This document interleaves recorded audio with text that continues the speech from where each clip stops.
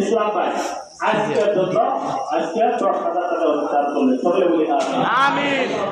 কবুল করুন আল্লাহ তাআলা, মুসলিম ওনার বাপ মা কবরে, ভাই বোনদের কবরে আল্লাহ তাআলা আগা ফুল করে দেন, মহফুজ করে দেন, তাদের কবরগুলো রহমত দিয়ে জান্নাত বানায় দেন। আপনারা বলেন না, আপনারা বলুন আপনার যে হাত না হবে সে আল্লাহ করবে, আমি এই কথা বলে রাখতে। এখানে কে আছে? আমার বক্তব্য কে দিয়েছে?